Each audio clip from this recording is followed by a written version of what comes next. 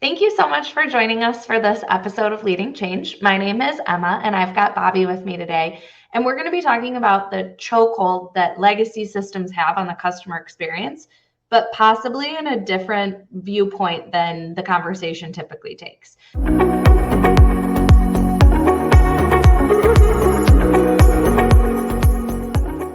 But before I get to all the questions that I've got for you, Bobbie, can you give everybody an introduction? Absolutely, Emma. I'm Bobbie Shrivastav. I'm a co-founder, COO of Benekiva. And what we do at Benekiva is a full end-to-end claims management solution from claim intake all the way to payout and more, such as audit. And how do we trigger that new business functionality? Emma, I'm excited to have this conversation as I love technology. I've lived the whole legacy dilemma in my previous life, and I face this constantly when I work with carriers, and happy to discuss and have this conversation. Well, thank you very much for joining me. And so I said we're going to be talking about customer experience and kind of the legacy dilemma, but in a little bit of a different viewpoint. But I think to kind of like set the stage for the conversation, I want to start by getting your views on why only fixing the front end of our technology and the front end of the experience can't necessarily help us fully meet our changing customer expectations. Absolutely. And Emma, I believe a few weeks back when we were having this conversation, I referred to it as putting lipstick on a pig. For me, if you're only focused on the front end, and in the claims world, we noticed that with our first notice of loss experience, carriers are like, yep, I've got a first notice of loss. That's not enough, because what happens from a customer experience perspective is, yes, you're giving them a digital option, but where the breakthrough really happens is, what are you going to do with that data? How are you going to use that data to expedite your claims process?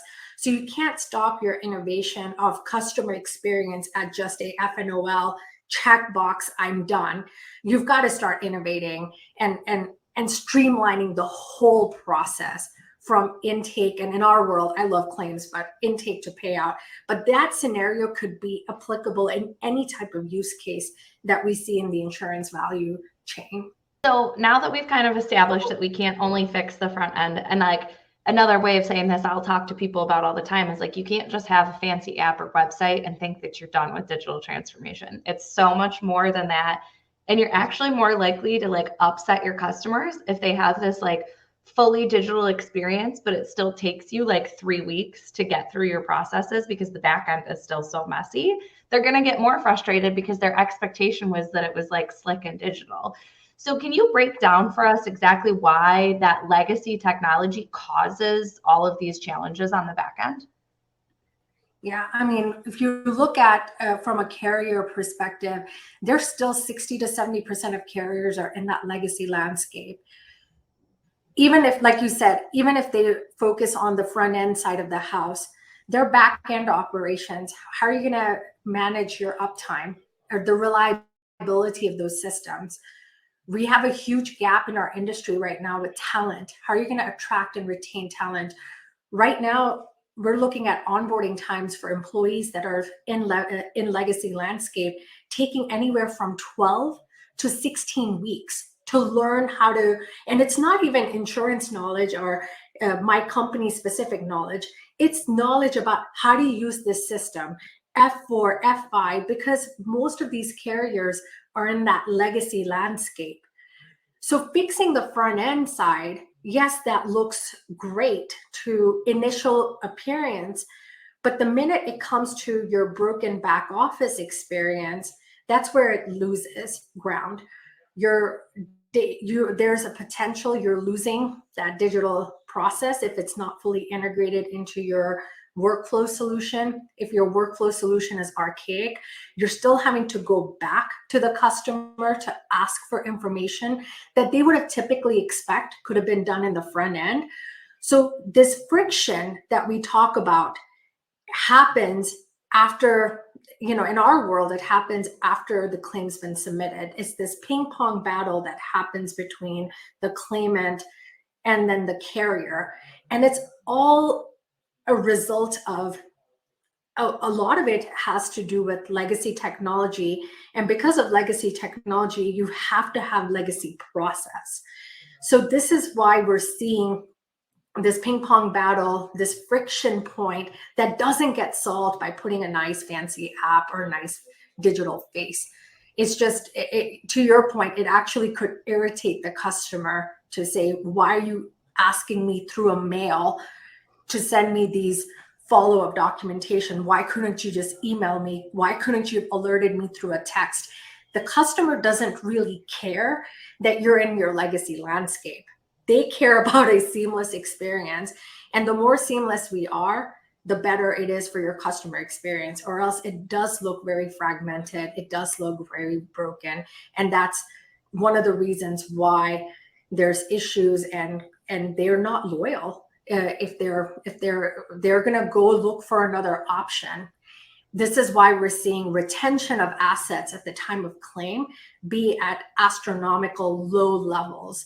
So we have done an analysis when we launched our company back in 2018. We kept hearing statistics around less than 4% of claims that get paid are returned back to the organization. That means 96% of claims are gone.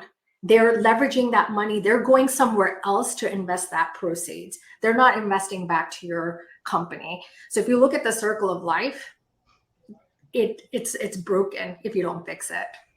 So now I want to talk a little bit about suggestions that you have of how we can focus on that operational side of things and really ultimately improve the customer experience through this operational lens. Emma, I typically coach carriers through ensuring that whenever you have an initiative, look at it from a holistic lens. So, and also involve your operations partners into that conversation. They know the pain points.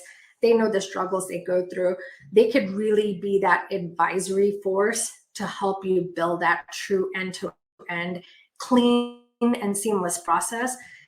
And you've got multiple voices. It can be just your innovation folks, your front end folks. It's got this approach, your holistic team. The second is we oftentimes face, Emma, you probably face too in your side of the house, is this whole notion of build versus buy versus partner. Yes, building seems appetizing because I'm in much more control. The questions a carrier has to ask is, should they be building? Are they in the business of developing software solution, or are they in the business of insuring people or insurance? The second piece is the talent that it takes to do some of this work. There's so many systems out there that could allow you that seamless experience on the claim side. Plug, Benikiva. There's other solutions out there too that are cloud native, that allow that carrier that speed to market in terms of innovation. When you're talking about like that could be a separate conversation, build versus buy versus partner, but those are the recommendations that we give. And yes, you're not going to get out of legacy like this. That it's impossible.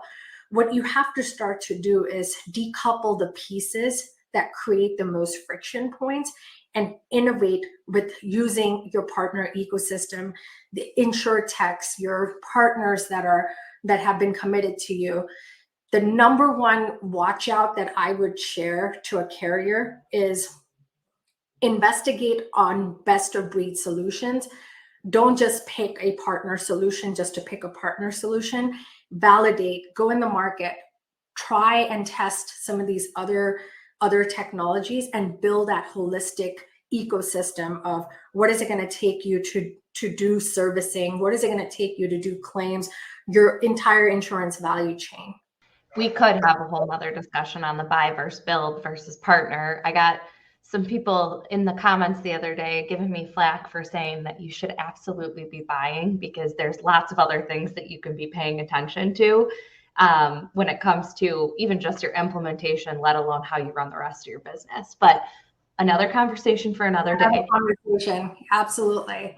Thank you so much for joining me and kind of giving your viewpoint on this. And again, I think it's incredibly critical so that we're not just, as you said, putting the lipstick on the pig and hoping that our customers are happy with the front end digital experience.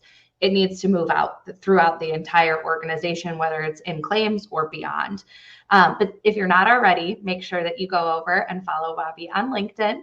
And thank you very much for joining me, and have a wonderful day, everyone. Thank you so much for joining me for this episode of Leading Change. If you liked what you saw, be sure to subscribe and come back weekly for more expert interviews on digital transformation, change management, and emerging technologies.